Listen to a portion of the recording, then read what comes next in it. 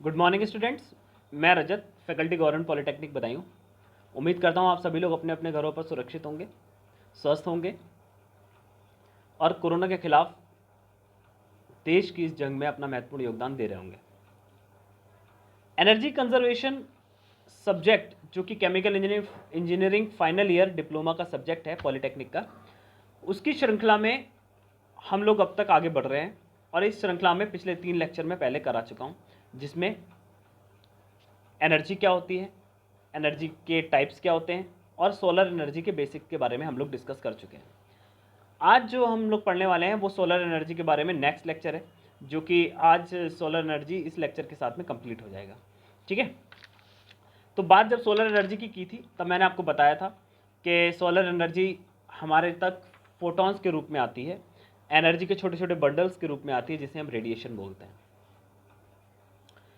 Radiation को हम 2 प्रकार से प्रयोग कर सकते हैं। पहला प्रकार डायरेक्ट हीटिंग, जिसमें हम डायरेक्ट हीटिंग कर सकते हैं।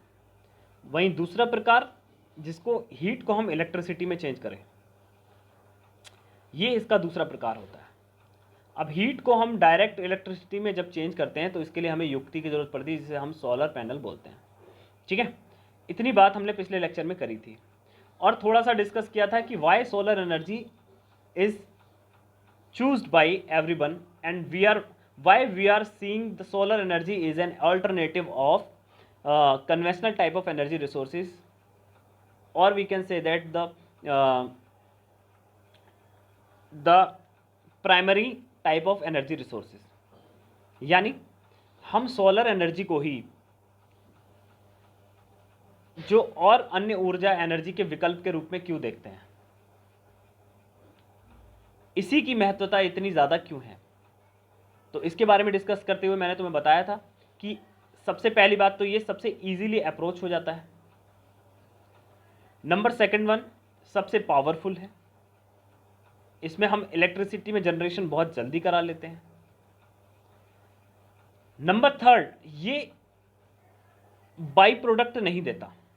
बाई प्रोडक्ट का मतलब है जैसे मान लीजिए आप मोटरसाइकिल चला रहे हैं तो आपको एनर्जी मिली, ऊर्जा मिली, परंतु उससे धुआं निकला जो कि हमारे पर्यावरण के लिए खतरनाक है। वहीं आपने मान लीजिए खाना बनाया उपले पे, तब क्या हुआ, एनर्जी तो मिली आपको, परंतु वो एनर्जी मिलने के साथ ही साथ आपको ढेर सारा धुआं, राख, ऐश मिली। ठीक है, जिससे पर्यावरण प्रदूषित होता है। वहीं सोलर एनर्जी के साथ में ऐसा कोई प्रॉब्लम नहीं है।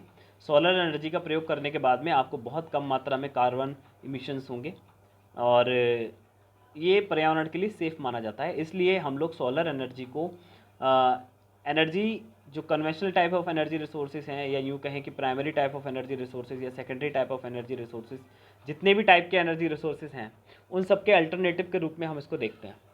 ठीक है, इसलिए हम सोलर एनर्जी को डायरेक्ट यूज़ करने के बारे में हमेशा महत्वाकांक्षी रूप से सोचते हैं। ठीक है, चलिए अब बात करते हैं importance of solar energy. Solar energy का इम्पोर्टेंस क्या है, तो यहाँ आपकी स्क्रीन पर कुछ आंकड़े दिए हुए हैं, ये आंकड़े आप नोट कर लीजिए। आप एग्ज़ाम में जब इस प्रकार के आंकड़े को लिखते हैं तो आपके नंबर बहुत अच्छे आते हैं। ठीक है, एग्जामिनर को लगता है कि हाँ आपके पास जो है प्रॉपर नॉलेज है। ठीक है, तो यहाँ पर मैंने नीचे कुछ आंकड़े दिए हुए हैं जिसमें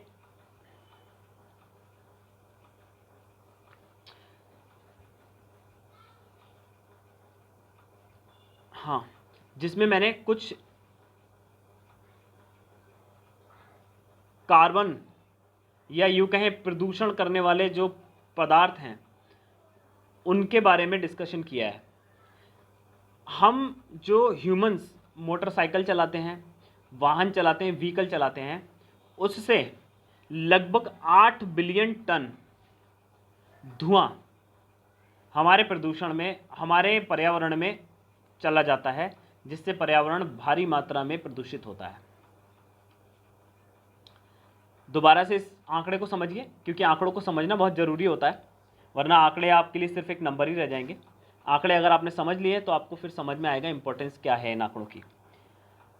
यहाँ पर मैंने जो सबसे ऊपर आंकड़ा दिया है वो है कि जो लोग हैं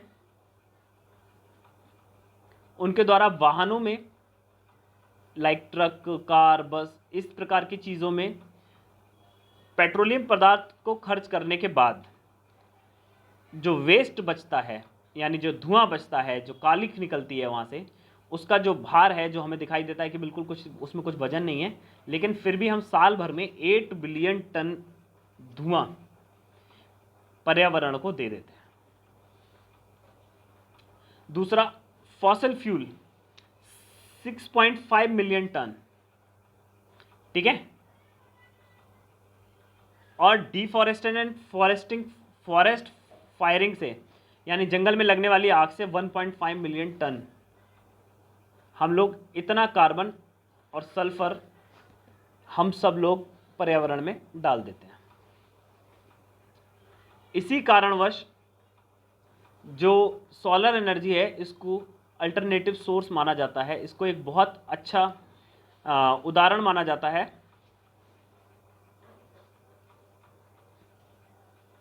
विकल्प माना जाता है प्राइमरी टाइप के एनर्जी रिसोर्सेज का, ठीक है। तो ये आप अपने उसमें नोट कर लीजिए। नेक्स्ट लेक्चर में चलते हैं। अब इसमें दिखाया हुआ है कि अर्थ का एनर्जी का बजट कितना है, ठीक है। जो सूर्य से हमें ऊर्जा मिलती है, जो हमारी पृथ्वी तक आती है, उस ऊर्जा को इसमें दर्शाया गया है। जहाँ 100% ऊर्जा हमें मिल रही है, तो पृथ्वी 51% क्या करती है, इसको एब्जॉर्ब कर लेती है। एब्जॉर्ब का मतलब है सोख लेती है। और इसके अलावा बाकी कहाँ चली जाती है, पर्यावरण में चली जाती है, एटमॉस्फेयर में चली जाती है। अगर ये एटमॉस्फेयर में जाने वाली एनर्जी का प्रयोग हम कर लेते हैं, इससे किसी प्रकार से एनर्जी का प्रयोग हम कर लेते हैं, तो हमारे पास बहुत बड़ी मात्रा में एनर्जी हमको मिल जाएगी।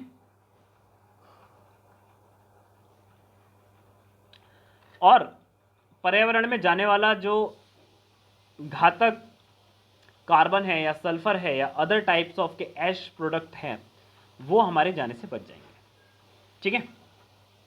इसको भी आप नोट कर लीजिए। ये सभी आंकड़े आपको नोट करने हैं, एग्जाम्स में लिखने हैं, ठीक है। स्क्रीनशॉट ले लीजिए इसका।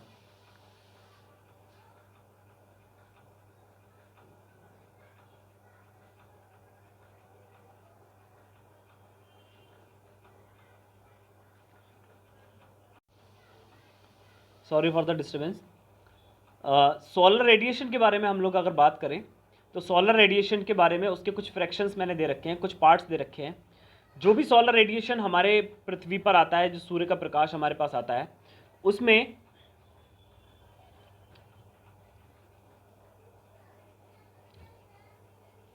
Ultraviolet rays 8.7%, visible raise 36.52% and infrared 53% something होता है।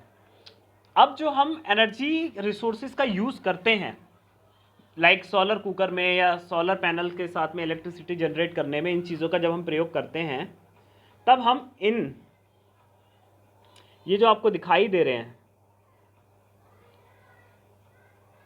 इंफ्रारेड, इन 53% इंफ्रारेड किरणों का ही हम प्रयोग करते हैं या कर पाते हैं, ठीक है। तो इन 53% इंफ्रारेड किरणों का प्रयोग हम करते हैं। और इन इंफ्रारेड किरणों में से भी लगभग 28% हमारे पास 700 nm से 1100 nm तक 28% के रेडिएशन मिलते हैं, जिनको हम सोलर पैनल से यूज़ करते हैं। इससे ऊपर के हम लोग यूज़ नहीं कर पाते हैं, इसके लिए हम अभी भी बना रहे हैं, ठीक है। वो क्या कर रहे हैं, फोटोवोल्टिक विजिबल थीम्स उसमें फ़ोटोज़ में यूज़ होते हैं, ठीक है। लेकिन जो हमारे काम के हैं ये 28% वाले काम के हैं, जिससे हम इलेक्ट्रिसिटी जनरेट करते हैं, ठीक है। तो ये तो था कुछ डेटा जो सोलर रेडिएशन के बारे में है, इसको आप नोट करना है। नेक्स्ट देखते हैं।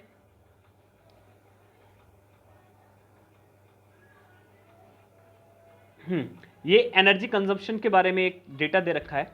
देखिए, इस प्रकार के सब्जेक्ट्स में आप जितना ज़्यादा से ज़्यादा डेटा प्रोवाइड करेंगे, उतना ही ज़्यादा से ज़्यादा आपको मार्क्स मिलने की, नंबर मिलने की संभावना है।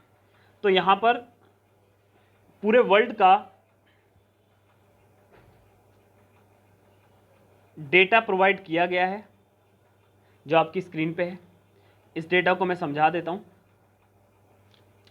नेचुरल गैस मतलब CNG, LPG, ठीक है, इस प्रकार की जो मेथेन वगैरह की जो गैसें हम यूज़ करते हैं उनका यूज़ 24% है। यानी अगर हम 100% यूज़ कर रहे हैं तो उसमें से 24% इन गैसेस का यूज़ कर रहे हैं, ठीक है।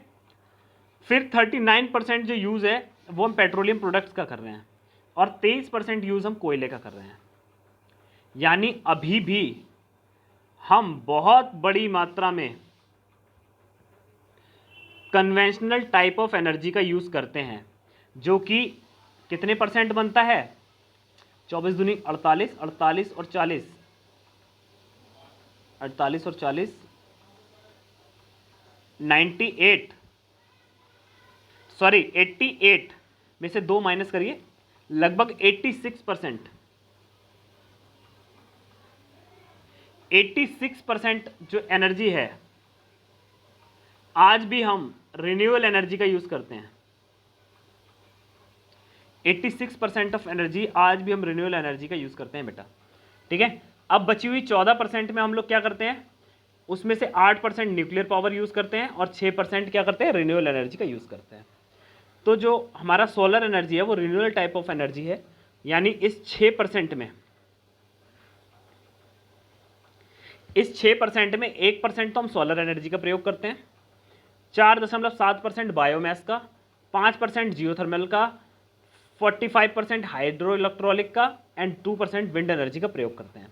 तो these are the data which shows the energy consumption in the world, in the modern world, ठीक है। ये डेटा मॉडर्न वर्ल्ड के एनर्जी कंजम्पशन के जो पैटर्न है उसको शो करता है। तो ये आप नोट कर लीजिए कि हम लोग जो है लगभग 88% क्या करते हैं,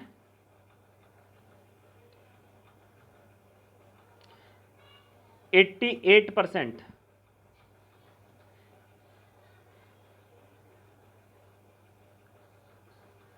88% जो है वो हम लोग अभी भी कन्वेंशनल टाइप ऑफ एनर्जी का यूज़ करते हैं। 8% हम लोग क्या करते हैं, न्यूक्लियर एनर्जी का, और रिन्यूएबल एनर्जी में 6%। और उस 6% का भी 1% यानी 6% का 1% हम केवल सोलर एनर्जी में यूज़ करते हैं। बाकी 47% बायोमास, 5% जो है geothermal, 45% hydro electric and 2% wind energy का यूज़ करते हैं, ठीक है। तो इस डेटा को अपने पास लिख लीजिए, नोट कर लीजिए, आपके एग्जाम में बहुत काम आने वाला है। अब आता है discover the solar panels, how it works. तो सोलर पैनल के बारे में हम अपने नेक्स्ट लेक्चर में पढ़ेंगे, ठीक है। इस लेक्चर में आप इतना ही पढ़िए, तब तक आप इसको रिवाइज कीजिए, ठीक है। मिलते हैं नेक्स्ट लेक्चर में, तब तक के लिए अपने घरों पर सुरक्षित रहिए, अपने परिवार वालों को सुरक्षित रखिए, अपने लोग मिलने वाले प्रियजनों को सुरक्षित रखिए, सरकार द्वारा दिए गए सभी निर्देशों का पालन करिए और देश की कोरोना के खिलाफ इस जंग में अपना महत्वपूर्ण योगदान दीजिए। मिलते हैं नेक्स्ट लेक्चर में, तब तक के लिए धन्यवाद।